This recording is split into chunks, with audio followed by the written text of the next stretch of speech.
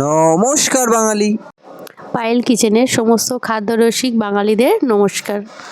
আজকে আমরা বানাতে চলেছি গরম গরম পটল পোস্ত। চলো তোমরা দেখে নাও কিভাবে পটল পোস্ত বানাচ্ছি।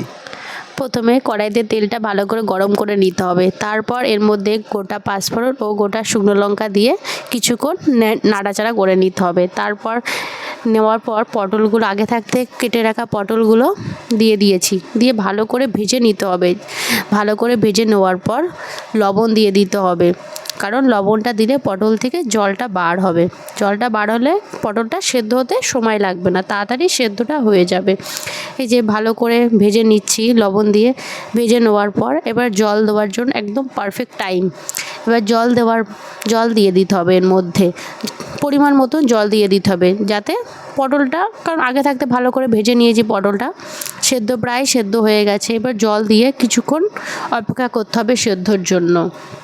এই যে তরকারিটা ফুটছে, তরকারিটা ফুটে গেলে এবার আমি আগে থাকতে বেটে রেখেছিলাম পোস্ত ও কাঁচা লঙ্কা। চাইলে তোমরা কাঁচা লঙ্কাটা নাও দিতে পারো, কারণ আমি যেহেতু ঝালটা বেশি খাই, তো সেই জন্য লঙ্কাটাও দিয়েছিলাম পোস্তর সাথে অ্যাড করে নিয়েছি।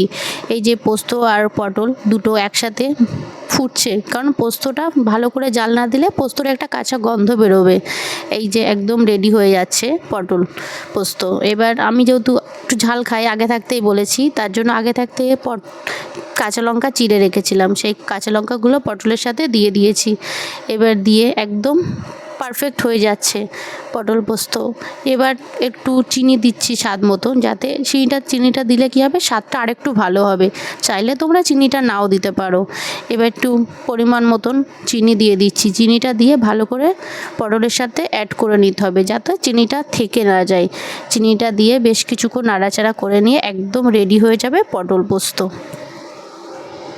তো আপনারাও বাড়িতে বানাবেন আর কমেন্টে বলবেন কেমন লাগলো ভিডিওটা। আজকের ভিডিওটা ভালো লাগলে লাইক করে দেবেন, চ্যানেল হয়ে থাকলে সাবস্ক্রাইব করে আমাদের পাশে থাকবেন। টাটা।